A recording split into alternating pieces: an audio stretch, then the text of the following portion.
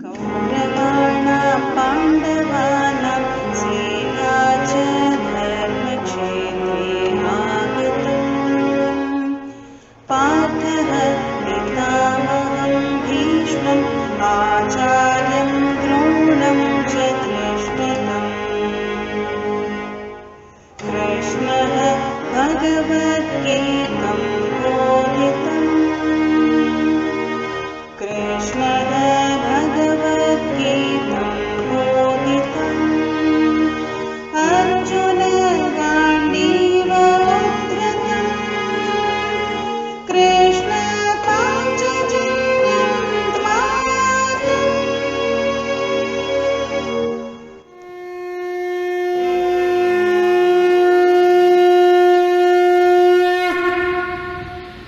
कुरुक्षेत्रयुद्धस्य आरम्भम्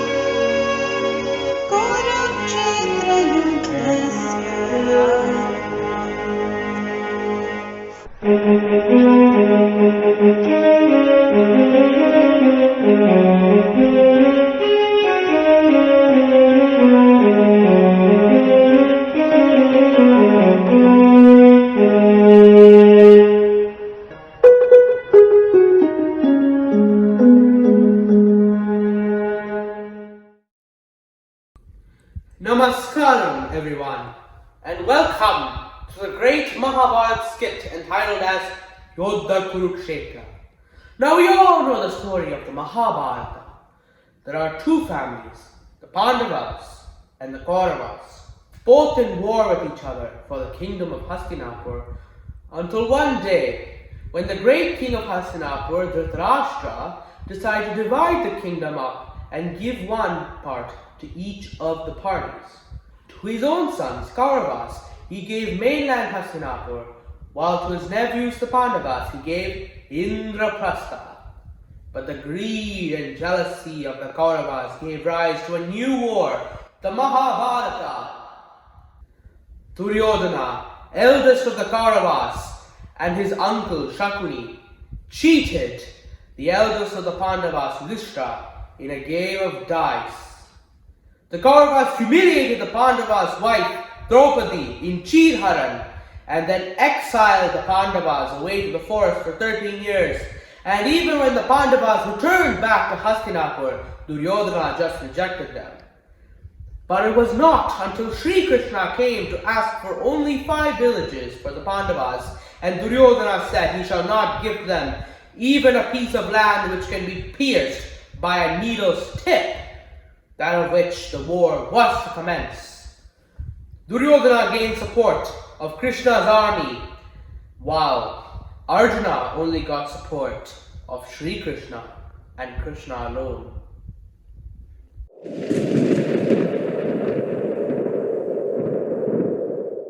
Soon came the first day of the war, and both armies had rallied together in the battlefront of Kurukshetra. It was Arjuna's shot that would commence the war, but Arjuna was hesitant. He could not kill his own family, teachers, and cousins. And so he asked Krishna, his charioteer, to move him in between the two armies so we can get a greater look at the Kaurava army. Madhava, please take me to the center of the battlefield. I must examine both armies. Arjuna, what may be the problem, my good friend? Please tell me now, for your brother's await is short for the war to start. Oh Krishna, I see over there my cousins, teachers, and old friends. They are my family, Prabhu. How can I fight them? They are people whom I care about more than my own life. Arjuna, once you've entered the battlefield, there is absolutely no room for relationship. There is no friends, family, or cousins in war. There is you, your side, and the opposing side. Pick up your bow and fight against the opposing side, forgetting all relationships they have with you. Your duty here is to fight against injustice, so that is what you must do. What injustice is or has ever been in the hearts of the great and just men who fight on the side of the Kauravas? Bhishma is the same man who gave up everything for his father. The great uncle, no, grandfather, who raised his brothers, children, and grandchildren as if they were his own. I simply cannot look at even Duryodhana as an enemy with Bhishma and Drona by his side. And Guru Drona was the best Guru we Pandavas could have asked for, and who taught us with utmost kindness. I simply cannot bear to disrespect or hurt, let alone kill either of them.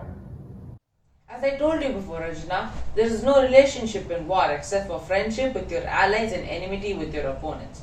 Whether people themselves are good or bad, people themselves are also irrelevant. The dharma and adharma in conflict are not based on the individuals that stand for them, but the sides of the conflict that they do. Look even at your own side. Even your brothers have committed adharma in their lives. Sure, Bhishma and Drona have done great things in their lives, but Yudhishthira played his entire kingdom, his wife and his brothers in a game of dice just so they can be insulted by Duryodhana. And Bhima has been bullying the Kauravas since you were all young and mocked Karna for being a Sutaputra. But yet they side with Dharma. Stand with armies as side with good and not men that side with good. And stand against armies as side with evil and not men that side with evil. This is the true path for fighting for justice. I understand that, my lord, but Bhishma and Drona are great people, and they are the teachers whom I care about the most. If I destroy them, then I shall lose them. They shall vanish to Yamaloka, world of the dead, away from me. What shall I do, my lord? I do not wish to lose the life of my beloved grandsire and wonderful teacher. Arjuna, you should only destroy the bodies of the warriors you killed today, never their souls. A soul is eternal and infinite. Every man you see today has experienced birth, life and death many times. A soul can never begin and certainly never end, only eternally live. Lord Krishna then transformed into his ultimate form of Sri Mahan Vishnu and spoke to Arjuna. I am God, the Supreme Lord of the universe. I am the reason behind every birth, life and death in the entire universe. Everyone who is born must live and all who live must eventually die. The time for Bhishma and Drona's death is now. I shall choose anyone I wish as a tool. You're the tool now, Arjuna. Just do your duty and leave the rest to the Almighty. Krishna then narrated 700 verses of teachings of life and the world to Arjuna. All these 700 verses are known today as the famous and holy book, the Bhagavad Gita. At the end, Arjuna realized it was his duty to fight the Kauravas regardless of relationship, individual morality, and death. He took the first shot as Sri Krishna blew the conch, and the first day of the Kurukshetra war had thus begun.